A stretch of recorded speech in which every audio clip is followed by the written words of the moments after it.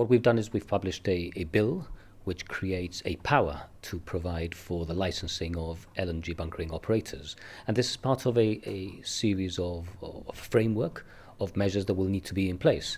Alongside this, once the bill is enacted and is finally commenced, there will need to be a set of regulations which will set out the procedure and the criteria for the issuing of the LNG bunkering operator license itself, and also importantly a code of conduct, a code of practice, which will establish the practicalities, the operational issues, and also safety measures that need to be put in place. All in all, a comprehensive framework to make Gibraltar an LNG bunkering hub. Has the government done research into the LNG market and the role Gibraltar could play within this?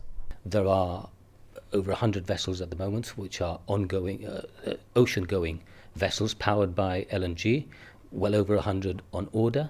So not only are LNG-powered vessels being built, they are also ship owners are because they realize that this technology is the way of the future in a very large way.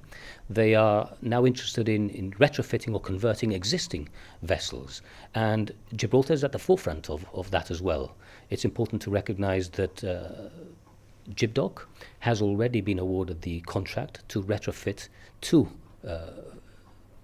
ferries by a well-known Spanish ferry company. In fact, the very first vessel that is going to be converted by GibDock to LNG power is coming in November of this year. It's a major refit which will take 3 months, and this is a vessel that actually operates in the Straits of Gibraltar, operating the Algeciras-Tangier route. So already there will be some sort of demand for this technology. But we expect the LNG, or rather the experts expect, the LNG trade generally, not just in bunkering, but LNG trade generally, to grow exponentially, to grow 7 times faster than the trade in pipeline gas, for example.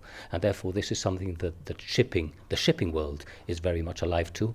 The demand will be there, and we will be one of the pioneers in this field. When do you envisage LNG bunkering will begin and those licenses can be put into operation?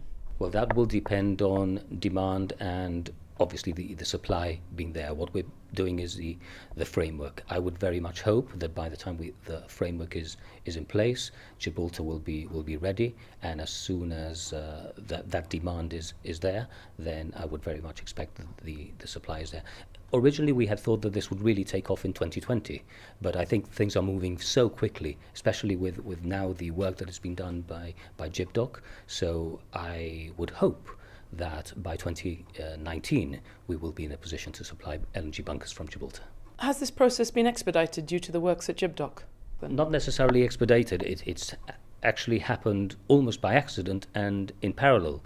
We were already doing a lot of the work when we came to learn from GibDock that they had been awarded this bid that they'd made for the retrofitting. So that was very welcome news. So it's not that the framework has come about because of that. It was happening anyway, and it's all come about at the same time, which is very, very good news for Gibraltar.